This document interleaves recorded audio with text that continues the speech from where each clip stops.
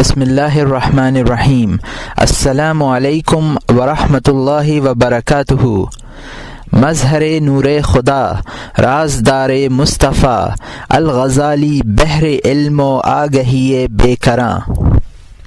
اب حجت الاسلام امام ابو حامد محمد الغزالی رحمۃ اللہ علیہ کی مارکۃ الآراء تصنیف احیاء علوم دین، جس کی 4 جلدیں ہیں اور جس کی ہر جلد 10 چھوٹی کتابوں پر مشتمل ہے، اس حکیمانہ کتاب کی پہلی جلد کی 10ویں اور آخری کتاب اس آڈیو کتاب کی صورت میں پیش کی جا رہی ہے، جس کا نام ہے کتاب الاوراد، یعنی وظائف اور شب بیداری کا بیان۔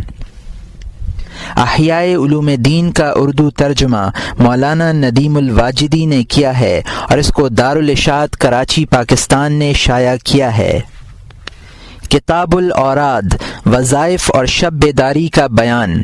اللہ تعالیٰ نے اپنے بندوں کے لیے زمین کو تابع قرار دیا ہے۔ اس کا یہ مطلب ہرگز نہیں ہے کہ وہ اس زمین کو دارالقرار سمجھیں اور بلند و بالا محلات میں قیام کریں، بلکہ مقصد یہ ہے کہ اسے منزل سمجھیں جہاں مسافر بیٹھ جاتا ہے اور کچھ دیر کے لیے آگے بڑھتا ہے۔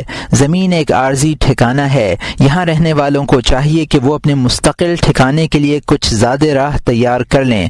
وہاں وہ اعمال کام آئیں گے جو دنیا میں ذخیرہ کیے گئے ہوں گے۔ زمین کے شر سے، اس کے پھندوں سے اور مکر و فریب سے بچیں۔ دنیا میں انسان کی حیثیت کشتی سوار کی حیثیت سے زیادہ نہیں ہے۔ جس طرح کشتی مسافروں کو بہا کر ان کی منزل کی طرف لے جاتی ہے، اسی طرح یہ عمر رواں بھی انسان کو اس کی آخری منزل کی طرف لے جاتی ہے۔ اس دنیا کے سب انسان مسافر ہیں۔ ان کی پہلی منزل مہد یعنی گہوارہ ہے اور آخری منزل لحد یعنی قبر ہے۔ وطن جنت ہے یا دوزخ، عمر سفر کا قافلہ ہے، سال منزلیں ہیں، مہینے فرسنگ ہیں اور دن میل ہیں، سانس قدم ہیں، طاعت اس سفر کا زاد راہ ہے اور اوقات راس المال ہیں۔ شہوات اور دنیاوی لذات ڈاکو ہیں جو مسافروں پر یلغار کر کے انہیں لوٹ لیتے ہیں۔ اب یہ اس مسافر پر موقوف ہے کہ وہ اس سفر سے نفع کماتا ہے یا نقصان اٹھاتا ہے۔ نفع کی صورت میں قیامت کے روز خداوند تعالی کی زیارت نصیب ہوگی اور دارالسلام میں اس کی تمام تر نعمتوں کے ساتھ رہنا نصیب ہوگا۔ نقصان کی صورت میں قید ملے گی، زنجیر و سلاسل کی معیت ہوگی اور دوزخ کے خوفناک طبقات میں عذاب علیم سے دوچار ہوگا۔ سب سے بڑا نقصان یہ ہوگا کہ خدا تعالی سے دور رہے گا۔ ایک لمحہ کی غفلت کرنے والا بھی اس خوفناک نقصان سے دوچار ہو سکتا ہے۔ اس خطرے کے پیش نظر بعض ان لوگوں نے توفیق الہی، جن کی ہمرکاب تھی، نفسانی شہوتوں سے کنارہ کشی اختیار کی اور عمر فانی کے باقی لمحات کو غنیمت سمجھا اور دن رات ذکر الہی میں مشغول رہنے کے لیے اوقات کی ترتیب سے کچھ وظائف مقرر کیے تاکہ قرب الہی کی طلب آسان ہو جائے اور دارالقرار کا یہ سفر بخیر و خوبی تمام ہو۔ ذیل میں ہم ان وظائف کے فضائل اوقات کے لحاظ سے ان کی تقسیم کی تفصیل بیان کر رہے ہیں۔ پہلا باب، اوراد کی فضیلت اور ترتیب۔ اوراد کی فضیلت۔ اہل بصیرت یہ بات اچھی طرح جانتے ہیں کہ نجات صرف اللہ تعالیٰ کی لقاء میں منحصر ہے، اور لقاء یعنی ملاقات کا طریقہ اس کے علاوہ کوئی نہیں ہے کہ اللہ تعالیٰ کا محب اور عارف بن کر دنیا سے رخصت ہو۔ محبت اور انس محبوب کے ذکر پر مداومت کے نتیجے میں پیدا ہوتے ہیں، اور معرفت محبوب کے افعال و صفات میں مسلسل غور و فکر سے حاصل ہوتی ہے۔ اللہ تعالیٰ کے افعال اور صفات کے علاوہ کچھ بھی موجود نہیں ہے۔ ذکر و فکر پر مداومت اس وقت میسر ہوتی ہے جب آدمی دنیا اور اس کی شہوتوں اور لذتوں کو خیر بات کہہ دے اور بقدر ضرورت دنیا کے استعمال پر اکتفا کرے۔ دوام ذکر و فکر کی صورت میں یہ ہے کہ آدمی دن رات ذکر و فکر سے متعلق اور اوراد وظائف میں ڈوبا رہے، لیکن کیونکہ آدمی کی فطرت تجدد پسند ہے اور ایک ہی طرح کے ذکر و فکر کی پابندی اس کی طبیعت اکتاتی ہے، اس لیے ضروری ہوا کہ ہر وقت کے لیے دوسرے وقت سے مختلف ورد مقرر کیا جائے تاکہ اس تبدیلی سے اس کی دلچسپی بڑھے اور لذت میں اضافہ ہو۔ جب رغبت بڑھے گی تو مداومت بھی ہوگی۔ بہتر یہ ہے کہ آدمی کے تمام یا اکثر اوقات ذکر و فکر سے معمور ہی رہیں۔ آدمی فطری طور پر دنیا کی لذتوں کی طرف میلان رکھتا ہے۔ اگر بندہ اپنے اوقات کا نصف حصہ دنیا کی مباح لذتیں حاصل کرنے میں صرف کر دے اور نصف حصہ عبادات میں لگا دے تب بھی پہلا نصف راجح ہے، کیونکہ وہاں طبعی رجحان موجود ہے۔ اس لحاظ سے دونوں نصف برابر نہیں رہتے۔ دنیا کے حصول میں ظاہر و باطن مشغول رہتے ہیں اور دل بھی پوری طرح ملتفت رہتا ہے، اور عبادت میں عام طور پر ظاہر مشغول ہوتا ہے اور دل بتکلف مائل ہوتا ہے۔ ایسا بہت کم ہوتا ہے کہ قلب اور جسم دونوں حاضر ہوں۔ جو شخص جنت میں بلا حساب جانا چاہے اسے اپنے تمام اوقات عبادت میں صرف کرنے چاہیے، اور جو اپنے حسنات کا پلڑا بھاری رکھنا چاہے اسے اپنے اکثر اوقات عبادت کی نظر کرنے چاہیے۔ جو شخص نیک و بد اعمال میں خلط ملط کرتا ہے اس کا معاملہ خطرے سے خالی نہیں ہے۔ یہ امید ضرور کی جا سکتی ہے کہ اللہ عز و جل اسے معاف کر دیں۔ اس کے جود و کرم اور عفو و درگزر سے یہ بعید نہیں ہے۔ سرکار دو عالم صلی اللہ علیہ وسلم سے خطاب۔ اہل بصیرت پر یہ حقیقت مخفی نہیں کہ رات دن کے اوقات کو ذکر و فکر میں مصروف رکھنا کس قدر ضروری ہے، لیکن اگر تمہیں نور بصیرت میسر نہیں تو قرآن کریم کا مطالعہ کر لو۔ نور ایمان موجود ہے، اس کی مدد سے غور کرو کہ اللہ تعالیٰ نے اپنے برگزیدہ بندے سرکار دو عالم صلی اللہ علیہ وسلم کو کیا حکم دیا ہے۔ فرمایا ان لک فی النہار صبحا طویلا واذکر اسم ربک وتبتل الیہ تبتیلا۔ پارہ نمبر 29، رکوع نمبر 13، آیت نمبر 7 اور 8۔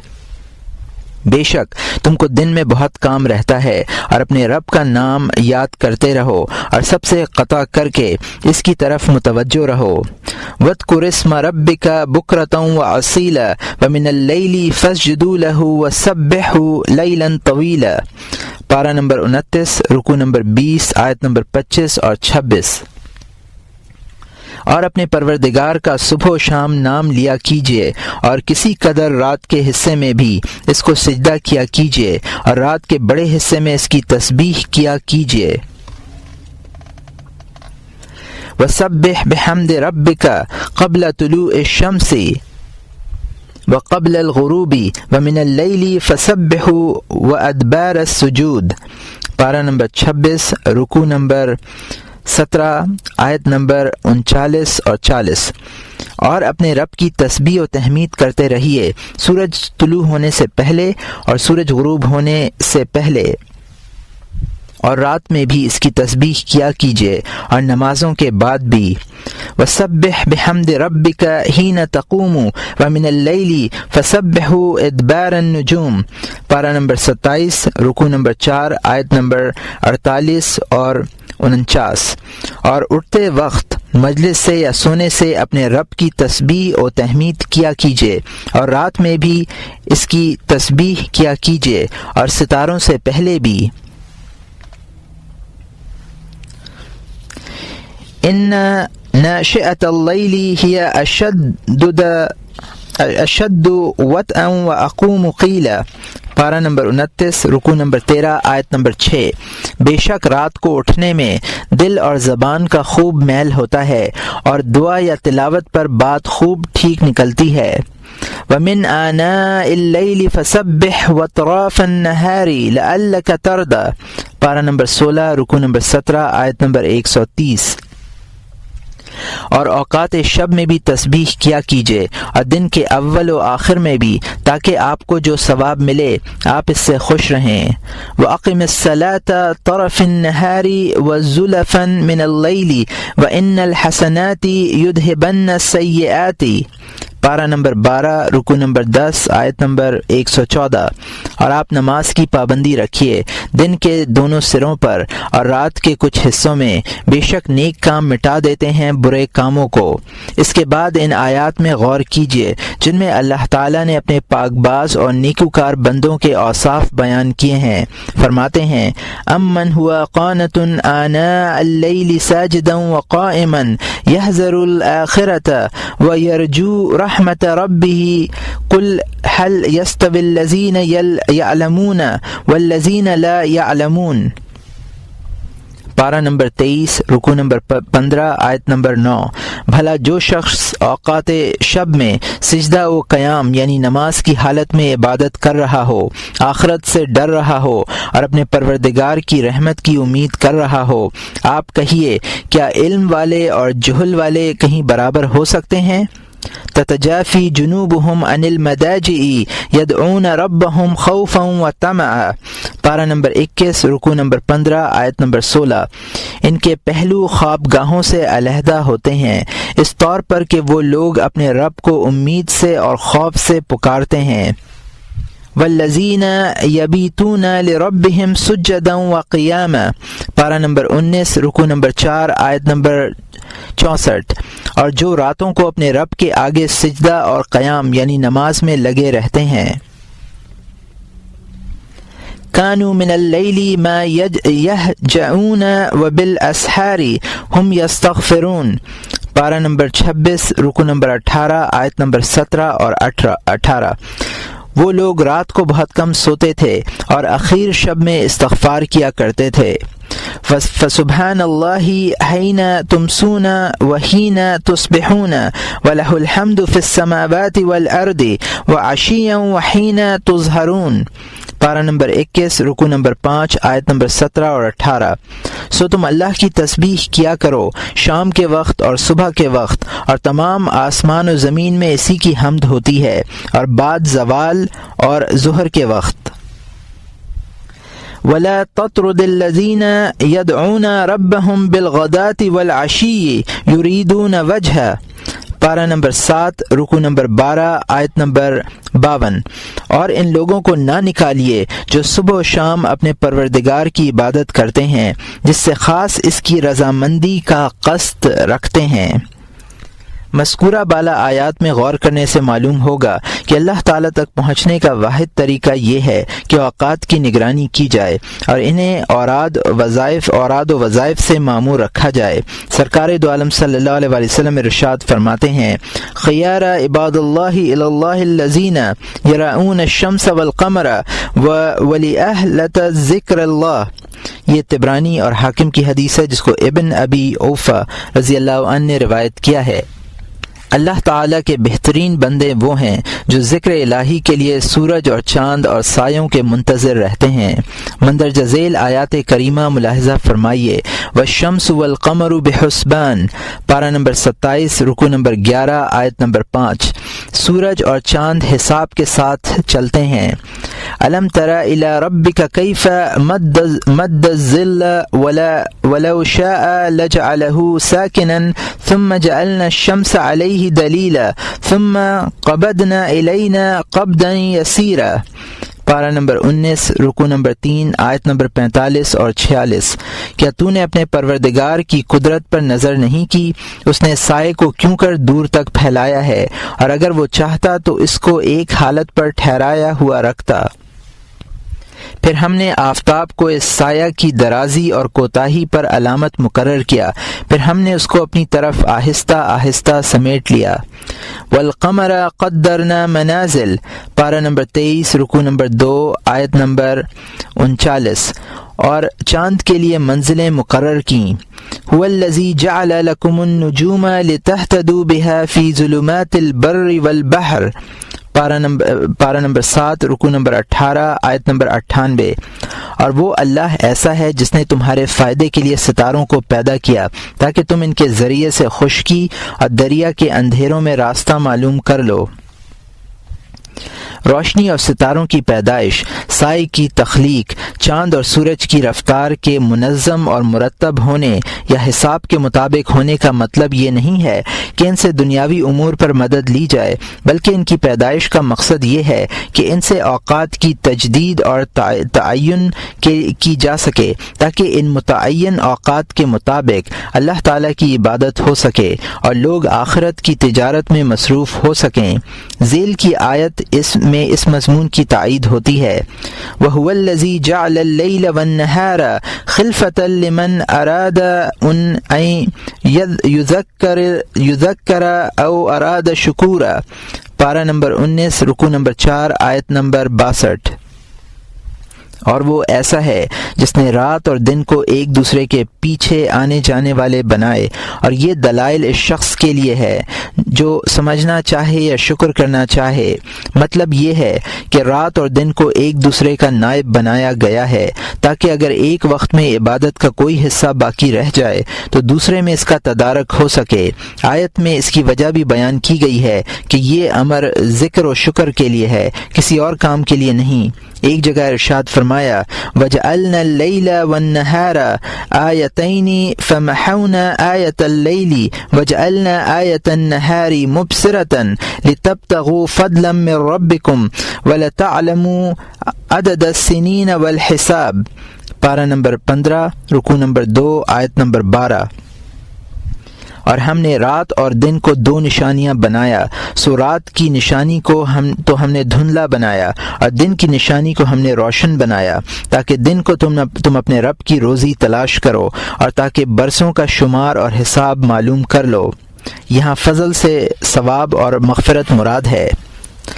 اورات کی تعداد اور ان کی ترتیب، دن کے ورد 7 ہیں اور رات کے 4 ہیں۔ ذیل میں ہم ہر ورد کی فضیلت اور وقت کی تفصیل بیان کرتے ہیں۔ دن کے وظائف، پہلا وظیفہ، اس کا وقت طلوع صبح صادق سے طلوع آفتاب تک ہے، یہ بڑا مبارک وقت ہے۔ قرآن کریم کی متعدد آیات سے اس وقت کی فضیلت ثابت ہوتی ہے۔ فرمایا، وَالصُّبْحِ إِذَا تَنَفَّسَ، پارہ نمبر 30، رکوع نمبر 6، آیت نمبر 18، اور قسم ہے صبح کی جب وہ آنے لگے۔ اس آیت میں اللہ تعالیٰ نے صبح کی قسم کھائی ہے۔ ایک جگہ اپنی مدح کا مضمون ان الفاظ میں ذکر فرمایا، فالق الاصباح، پارہ نمبر 7، رکوع نمبر 18، آیت نمبر 97، وہ صبح کا نکالنے والا ہے۔ قل اعوذ برب الفلق، پارہ نمبر 30، رکوع نمبر 38، آیت نمبر 1، آپ کہیے کہ میں صبح کے مالک کی پناہ چاہتا ہوں۔ صبح کے وقت سایہ سمیٹ کر اپنی قدرت کا اظہار اس طرح فرمایا، ثم قبضنا الینا قبضا یسیرا، پارہ نمبر 19، رکوع نمبر 3، آیت نمبر 64، پھر ہم نے اس کو اپنی طرف آہستہ آہستہ سمیٹ لیا۔ اس وقت آفتاب کا نور پھیلتا ہے اور رات کا سایہ سمٹ جاتا ہے۔ لوگوں کو حکم دیا گیا کہ وہ اس وقت خدا تعالی کی تسبیح کیا کریں۔ فسبحان اللہ حین تمسون و حین تصبحون، پارہ نمبر 21، رکوع نمبر 5، آیت نمبر 17، سو تم اللہ کی تسبیح کیا کرو شام کے وقت اور صبح کے وقت۔ وسبح بحمد ربک قبل طلوع الشمس، پارہ نمبر 16، رکوع نمبر 17، آیت نمبر 130، اور اپنے رب کی حمد کے ساتھ اس کی تسبیح کیجیے آفتاب نکلنے سے پہلے۔ وَمِنْ آنَاءِ اللَّيْلِ فَسَبِّحْ وَأَطْرَافَ النَّهَارِ لَعَلَّكَ تَرْضَىٰ، پارہ نمبر 16، رکوع نمبر 17، آیت نمبر 130، اور اوقات شب میں بھی تسبیح کیا کیجیے اور دن کے اول اور آخر میں، تاکہ آپ کو جو ثواب ملے آپ اس سے خوش ہوں۔ وَاذْكُرِ اسْمَ رَبِّكَ بُكْرَةً وَأَصِيلًا، پارہ نمبر 29، رکوع نمبر 20، آیت نمبر 25، اور اپنے پروردگار کا صبح و شام نام لیا کیجیے۔ دن کے اورات کی ترتیب یہ ہے کہ جس وقت بیدار ہو تو ذکر الہی سے اپنے دن کا آغاز کرے اور یہ دعا پڑھے: الحمدللہ الذی احیانا بعد ما اماتنا والیہ النشور، آخر تک۔ یہ دعائیں پچھلے باب میں گزر چکی ہیں، یہاں اعادے کی ضرورت نہیں ہے۔ دعا پڑھتے ہوئے کپڑے تبدیل کرے اور یہ نیت کرے کہ میں حکم الہی کے بموجب ستر عورت کے لیے اور اللہ تعالیٰ کی عبادت پر مدد حاصل کرنے کے لیے کپڑے پہن رہا ہوں۔ میرا مقصد نہ ریاکاری ہے اور نہ کبر و رعونت۔ اگر ضرورت ہو تو بیت الخلاء جائے، پہلے اپنا بایاں پاؤں اندر رکھے اور دعائیں پڑھے جو ہم نے کتاب الطہارت میں اس موقع کے لیے لکھی ہیں۔ وہاں بیت الخلاء میں آنے جانے کے تمام آداب مذکور ہیں، ان کے مطابق عمل کرے، پھر مسواک کرے، وضو کرے اور وضو کے ان تمام آداب کی رعایت کرے جو کتاب الطہارت میں بیان کیے جا چکے ہیں۔ وضو سے فارغ ہونے کے بعد فجر کی 2 مسنون رکعتیں گھر میں ادا کرے۔ سرکار دو عالم صلی اللہ علیہ وآلہ وسلم کا یہی معمول تھا۔ اور یہاں مترجم نے حاشیے میں لکھا ہے کہ یہ بخاری و مسلم میں بروایت ام المومنین حفصہ رضی اللہ عنہا موجود ہے۔ اور یہاں مترجم کا حاشیہ ختم ہوتا ہے۔ یہ سنتیں مسجد میں بھی ادا کی جا سکتی ہیں۔ سنتوں سے فارغ ہو کر وہ دعا پڑھے جو حضرت عبداللہ ابن عباس رضی اللہ تعالیٰ عنہ سے منقول ہے۔ دعاؤں کے باب میں ہم اس کی تفصیل لکھ آئے ہیں، یعنی اللہم انی اسألک رحمتا من عندک تہدی بہا قلبی، آخر تک۔ اس کے بعد مسجد کے لیے روانہ ہو۔ مسجد جاتے ہوئے جو دعا ہم پچھلے باب میں لکھ آئے ہیں اس سے غفلت نہ کرے۔ نماز کے لیے تیز تیز قدموں سے نہ جائے بلکہ آہستہ آہستہ اور وقار کے ساتھ مسجد کی طرف چلے۔ اور یہاں مترجم نے حاشیے میں لکھا ہے کہ اطمینان اور وقار کے ساتھ نماز کے لیے جانے کی روایت بخاری و مسلم میں ابو ہریرہ رضی اللہ تعالیٰ عنہ سے مروی ہے۔ اور یہاں مترجم کا حاشیہ ختم ہوتا ہے۔ اپنی انگلیاں ایک دوسرے میں نہ ڈالے، مسجد میں دایاں پاؤں پہلے رکھے اور وہ دعا پڑھے جو مسجد میں داخل ہونے کے وقت پڑھی جاتی ہے۔ مسجد میں داخل ہونے کے بعد پہلی صف میں جگہ تلاش کرے۔ شرط یہ ہے کہ پہلی صف میں گنجائش ہو اور جگہ تلاش کرنے کے لیے لوگوں کی گردنیں نہ پھلانگنی پڑیں، نہ آگے جانے سے کسی کو تکلیف پہنچنے کا اندیشہ ہو۔ جمعے کی بحث میں ہم اس موضوع پر بہت کچھ لکھ چکے ہیں۔ اگر گھر میں سنتیں نہ پڑھی ہوں تو مسجد میں ادا کرے اور نماز باجماعت تک دعا میں مشغول رہے۔ گھر میں سنتیں پڑھ لینے کی صورت میں تحیت المسجد کی 2 رکعت پڑھے اور جماعت کے انتظار میں بیٹھا رہے۔ فجر کی نماز کے لیے مستحب وقت غلس یعنی اندھیرے کا ہے۔ اور یہاں مترجم نے حاشیے میں لکھا ہے کہ بخاری و مسلم بروایت ام المومنین حضرت عائشہ رضی اللہ عنہا، اور یہاں مترجم کا حاشیہ ختم ہوتا ہے۔ چنانچہ حضرت صلی اللہ علیہ وآلہ وسلم صبح کی نماز تاریکی میں ادا فرمایا کرتے تھے۔ اور یہاں مترجم نے حاشیے میں لکھا ہے کہ بخاری و مسلم بروایت ام المومنین حضرت عائشہ رضی اللہ عنہا، اور یہاں مترجم کا حاشیہ ختم ہوتا ہے۔ ہر نماز باجماعت ادا کرنی چاہیے، خاص طور پر فجر اور عشاء کی نمازیں مسجد میں ادا کرے۔ ان دونوں کی حدیث میں بڑی فضیلت وارد ہوئی ہے۔ انس ابن مالک کی روایت میں ہے کہ نماز فجر کے سلسلے میں سرکار دو عالم صلی اللہ علیہ وآلہ وسلم نے ارشاد فرمایا: من توضأ ثم توجه الى المسجد يصلي فيه الصلاة كان له بكل خطوة حسنة ومحيا عنه سيئة والحسنة بعشر أمثالها فإن صلي ثم انصرف عند طلوع الشمس كتب له بكل شعرة في جسد حسنة ونقلب بحجة مبرورة فإن جلس حتى يركع الضحى كتب له بكل ركعة ألف حسنة ومن صلي الأتمة فله مثل ذلك وانقلب بعمرة مبرورة۔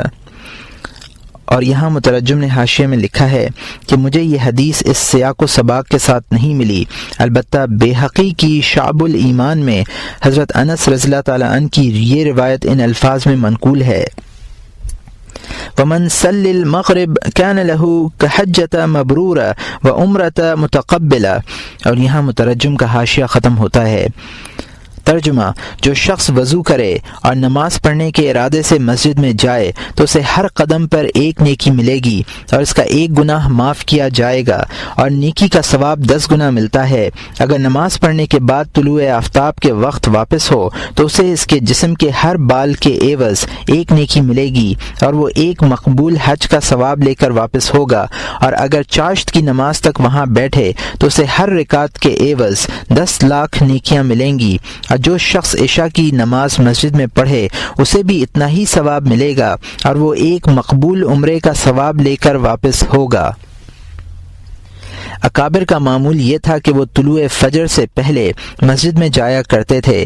ایک تابعی فرماتے ہیں کہ میں مسجد میں حاضر ہوا، وہاں ابو ہریرہ رضی اللہ تعالیٰ عنہ پہلے سے تشریف رکھتے تھے۔ مجھے دیکھ کر فرمانے لگے، اے بھتیجے، تم اس وقت اپنے گھر سے کس مقصد کے لیے نکلے ہو؟ میں نے عرض کیا، صبح کی نماز کے لیے۔ فرمایا، مبارک ہو، ہم اس وقت مسجد میں حاضر ہونے کو راہ خدا میں جہاد کرنے کے مساوی کہا کرتے تھے، یا یہ کہا کہ ہم اس وقت مسجد میں آ کر نماز کے انتظار میں بیٹھ جانے کو رسول اکرم صلی اللہ علیہ وسلم کی معیت میں جہاد کرنے کے برابر قرار دیا کرتے تھے۔ حضرت علی رضی اللہ تعالیٰ عنہ فرماتے ہیں کہ ایک رات سرکار دو عالم صلی اللہ علیہ وسلم ہمارے گھر تشریف لائے، میں بھی سو رہا تھا اور فاطمہ بھی اس وقت نیند میں تھیں۔ فرمایا، کیا تم لوگ اس وقت نماز نہیں پڑھتے؟ میں نے عرض کیا، یا رسول اللہ، ہماری جانیں باری تعالیٰ کے قبضے میں ہیں، جب وہ ہمیں اٹھاتا ہے ہم اٹھ جاتے ہیں۔ حضرت صلی اللہ علیہ وسلم نے اپنی رانوں پر ہاتھ مارا اور یہ فرماتے ہوئے واپس تشریف لے گئے، وَكَانَ الْإِنسَانُ أَكْثَرَ شَيْءٍ جَدَلًا، پارہ نمبر 15، رکوع نمبر 20، آیت نمبر 54، اور انسان جھگڑے میں سب سے بڑھ کر ہے۔ اور یہاں مترجم نے حاشیے میں لکھا ہے کہ یہ بخاری و مسلم میں ہے، اور یہاں مترجم کا حاشیہ ختم ہوتا ہے۔ فجر کی سنتوں کے بعد دعا پڑھے اور دعا سے فارغ ہونے کے بعد جماعت شروع ہونے تک استغفار میں مشغول رہے۔ بہتر یہ ہے کہ 70 بار یہ دعا پڑھے، استغفر اللہ الذی لا الہ الا هو الحی القیوم واتوب الیہ، میں مغفرت چاہتا ہوں اللہ سے، اس کے سوا کوئی معبود نہیں ہے، وہ زندہ ہے، قائم رہنے والا ہے، اور اس کے سامنے توبہ کرتا ہوں۔ اور 100 مرتبہ یہ الفاظ کہے، سبحان اللہ والحمد للہ ولا الہ الا اللہ واللہ اکبر، اللہ پاک ہے، سب تعریفیں اللہ کے لیے ہیں اور اللہ کے سوا کوئی معبود نہیں ہے، اللہ سب سے بڑا ہے۔ پھر فرض نماز ادا کرے اور نماز کی تمام ظاہری اور باطنی شرائط کی تکمیل کرے۔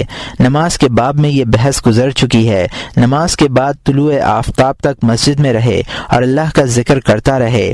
اگرچہ اگلی چند سطروں کے بعد ہم اس وقت کے اذکار کی ترتیب بیان کریں گے، یہاں ہم فجر کے بعد طلوع آفتاب تک مسجد میں ٹھہرنے کی فضیلت پر مختصر سی گفتگو کرتے ہیں۔ سرکار دو عالم صلی اللہ علیہ وسلم ارشاد فرماتے ہیں، لئن اقعد فی مجلس اذکر اللہ فیہ من صلاة الغداة الى طلوع الشمس احب الى من اعتق 4 رقاب، صبح کی نماز سے طلوع آفتاب تک ذکر الہی کے لیے برپا ہونے والی مجلس میں بیٹھنا میرے نزدیک 4 غلام آزاد کرنے سے افضل ہے۔ اور یہاں مترجم نے حاشیے میں لکھا ہے کہ ابو داؤد میں انس رضی اللہ تعالیٰ عنہ نے یہ حدیث روایت کی ہے، کتاب العلم میں بھی یہ روایت گزری ہے، اور یہاں مترجم کا حاشیہ ختم ہوتا ہے۔ ایک روایت میں ہے کہ حضرت صلی اللہ علیہ وسلم فجر کی نماز پڑھنے کے بعد سورج نکلنے تک اسی جگہ تشریف رکھتے تھے جہاں نماز ادا فرماتے تھے۔ بعض روایات میں ہے کہ طلوع آفتاب کے بعد 2 رکعت نماز بھی ادا فرماتے تھے۔ اور یہاں مترجم نے حاشیے میں لکھا ہے کہ مسلم نے جابر رضی اللہ تعالیٰ عنہ سے یہ روایت نقل کی ہے، مگر اس میں 2 رکعت پڑھنے کا ذکر نہیں، البتہ 2 رکعتوں کے ذکر کے ساتھ ترمذی میں حضرت انس رضی اللہ تعالیٰ عنہ کی روایت منقول ہے۔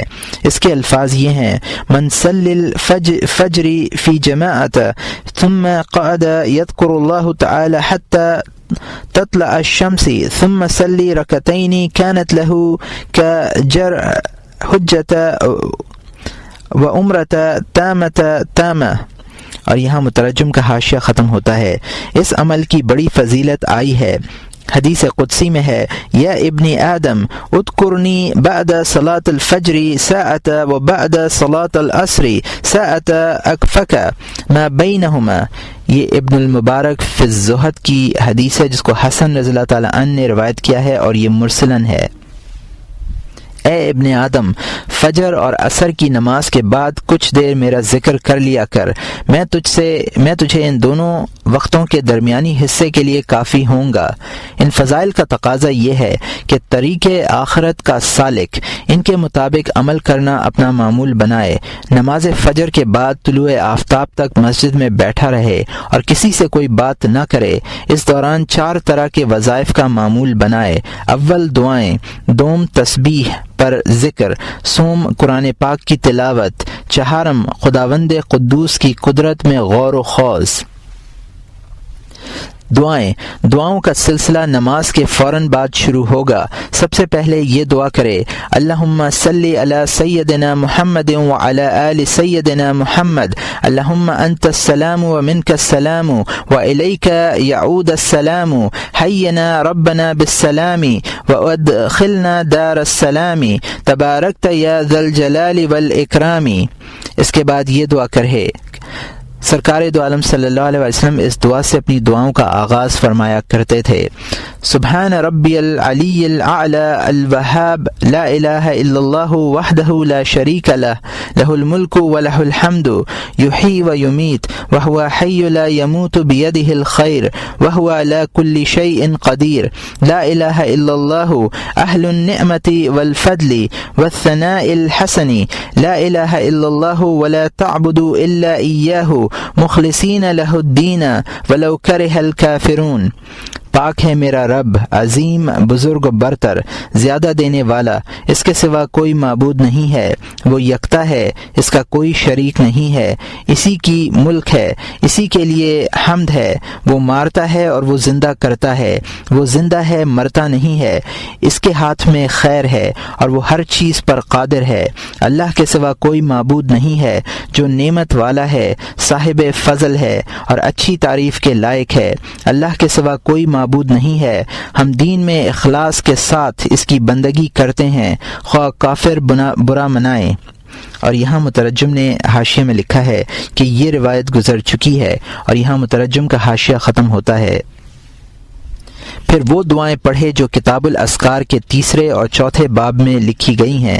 اگر ہو سکے تو تمام دعائیں پڑھے، ورنہ ان میں سے اتنی دعائیں یاد کر لے جو اس کے حال کے مطابق ہوں، زبان پر ہلکی پھلکی ہوں اور قلب میں سوز و گداز پیدا کرنے والی ہوں. ذکر کے کلمات وہ ہیں جن کے اعادے اور تکرار کے بڑے فضائل ہیں. طول کلام کی وجہ سے ہم وہ تمام کلمات یہاں بیان کرنے سے قاصر ہیں.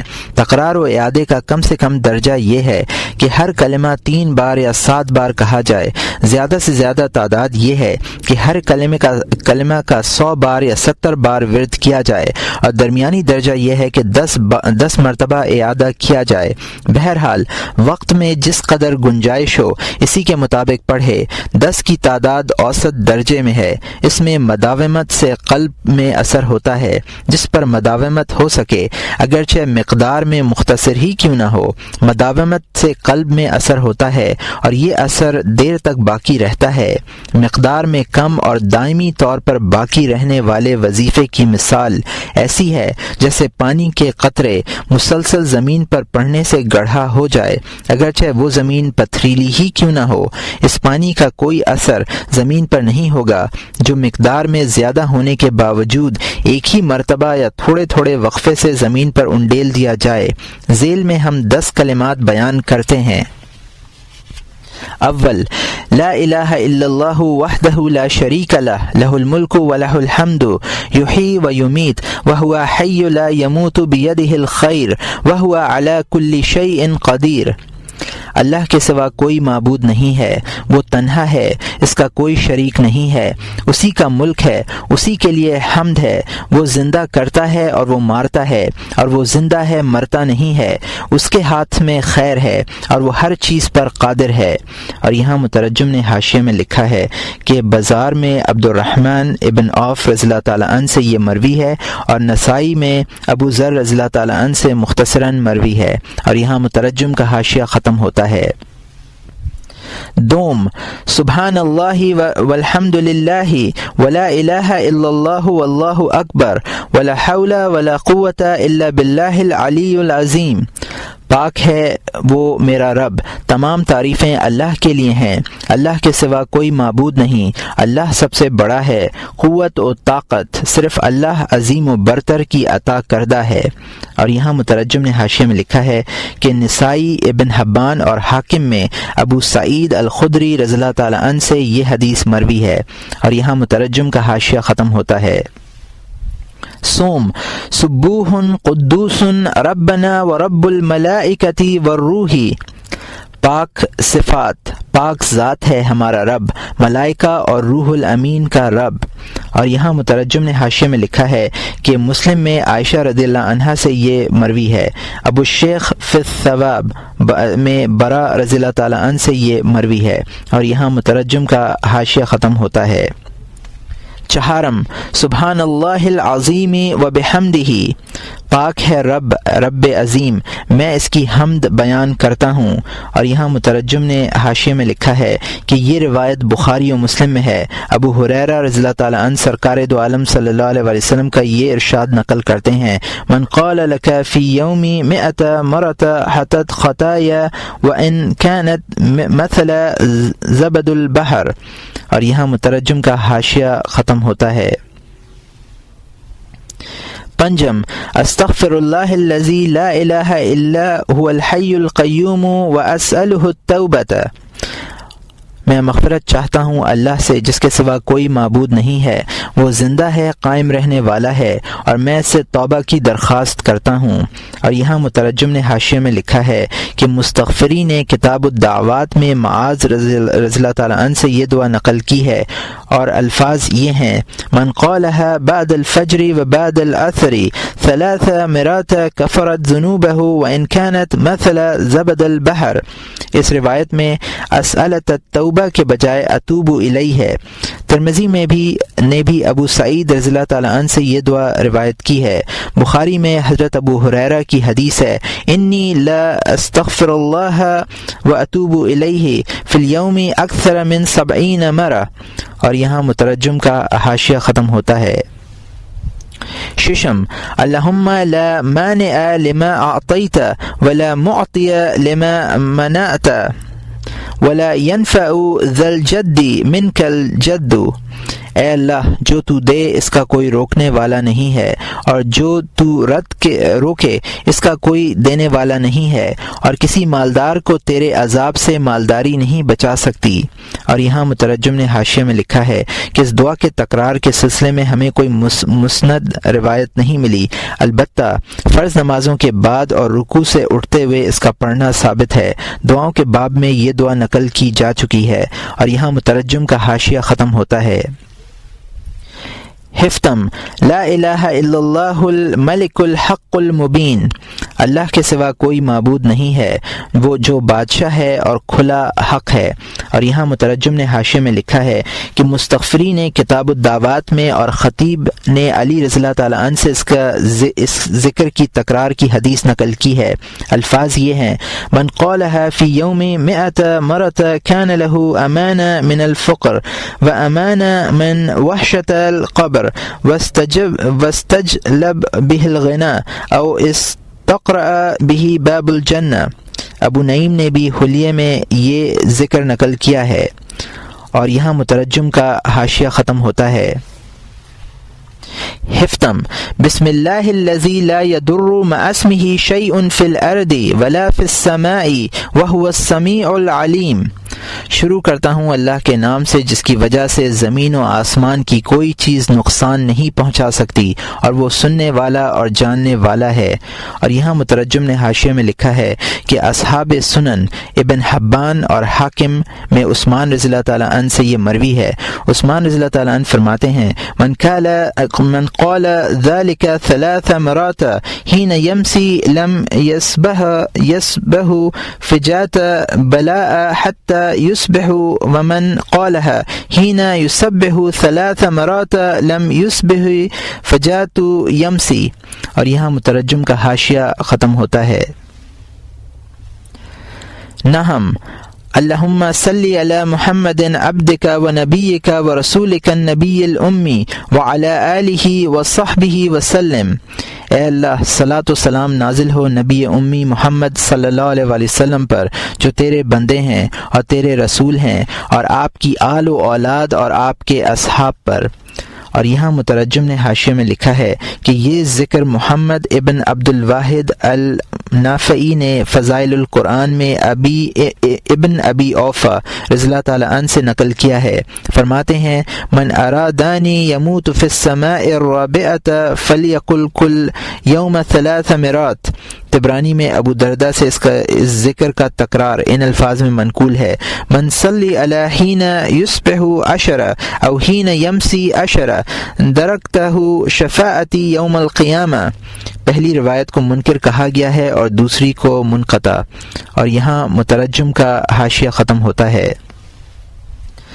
دہم اعوذ باللہ السمیع العلیم من الشیطان الرجیم ربی اعوذ بک من حمزات الشیاطین و اعوذ بک ربی ان یحضرون۔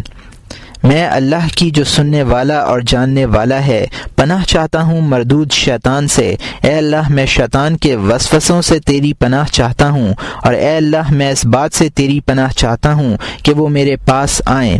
اور یہاں مترجم نے حاشیے میں لکھا ہے کہ یہ ذکر ترمذی میں معقل ابن یسار رضی اللہ تعالیٰ عنہ سے منقول ہے۔ فرماتے ہیں من قال حین یسبح 3 مرات اعوذ باللہ السمیع العلیم من الشیطان الرجیم وقرأ 3 آیات من آخر سورة الحشر وقل اللہ به 70,000 ملک ومن قالها حین یمسی کان بتلک المنزلہ۔ اور یہاں مترجم کا حاشیہ ختم ہوتا ہے۔ یہ 10 کلمات ہیں، اگر ان میں سے ہر کلمہ 10 بار پڑھا جائے تو کلمات کی مجموعی تعداد 100 ہو جائے گی۔ ایک ہی کلمے کے 100 بار تکرار سے کہیں افضل یہ ہے کہ یہ 10 کلمے پڑھے جائیں اور ہر کلمے کا 10 بار اعادہ کیا جائے، اس لیے کہ ان میں سے ہر کلمے کا الگ اجر و ثواب ہے۔ ہر کلمے کی تنبیہ دوسرے کلمے سے مختلف ہے، اور ہر کلمے کی لذت دوسرے کلمے کی لذت سے علیحدہ ہے۔ پھر یہ بھی ہے کہ ایک کلمے تک ذہن اور زبان کی منتقلی سے طبیعت میں اکتاہٹ پیدا نہیں ہوتی۔ قرأت قرآن کے سلسلے میں مستحب یہ ہے کہ ان آیات کی تلاوت